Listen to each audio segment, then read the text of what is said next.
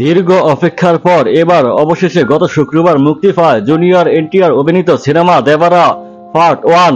অ্যাকশনধর্মী সিনেমাটি মুক্তির প্রথম দিনই বক্স অফিসে ঝড় তোলে বাজেটের 1/3 আয় করে একদিনেই। এই সিনেমায় দক্ষিণের ও জনপ্রিয় অভিনেতার পাশাপাশি অভিনয় করেছেন ভোলি তারকারাও। এতে মুখ্য চরিত্রে অভিনয় করেছেন দক্ষিণের খ্যাতিনামী তারকা জুনিয়র এনটিআর। আর সিনেমা মুক্তির 2 বছর পর আবার বড় পর্দায় দেখা গেল জুনিয়র এনটিআর কে।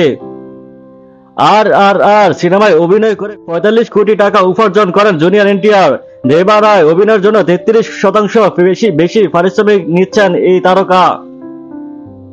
দেবারা সিনেমার হাত ধরে দক্ষিণী ফিল্ম জগতে প্রথমে পা রাখেন শ্রীদেবীর কন্যা জাহ্নবী কাপুর।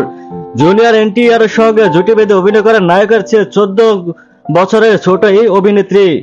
এই সিনেমার জন্য 3.5 কোটি টাকা পারিশ্রমিক দাবি করেছিলেন জাহ্নবী, তবে সেই পরিমাণ অর্থ দিতে রাজি ছিলেন না এই সিনেমার নির্মাতারা। দেবারান সিনেমায় অভিনয়ের জন্য জাহ্নবীর চেয়ে 12 গুণ বেশি পারিশ্রমিক পেয়েছেন জুনিয়র এনটিআর। এই ছবিতে অভিনয় করে 5 কোটি আয় করেন জাহ্নবী।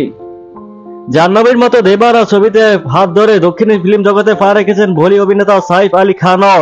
এই ছবিতে নেতিবাচক চরিত্রে অভিনয় করতে দেখা যাবে তাকে। দেবারা ছবিতে 500 চরিত্রে অভিনয় করতে দেখা গিয়েছে দক্ষিণী তারকা প্রকাশ রাজকে। দক্ষিণী ছবির পাশাপাশি হিন্দি ছবিতে অভিনয় করেছেন তিনি। দেবারে অভিনয়ের জন্য 1.5 কোটি টাকা পারিশ্রমিক পেয়েছেন প্রকাশ। এই সিনেমার 500 চরিত্রে আরো অভিনয় করেছেন মুরালি শর্মা। 40 লাখ টাকার উপার্জন করেন তিনি। তেলুগু ছবির পাশাপাশি হিন্দি ছবিও অভিনয় করেন মুরালি। দেবারা ছবি তৈরি করতে মোট খরচ হয়েছে 300 কোটি টাকা।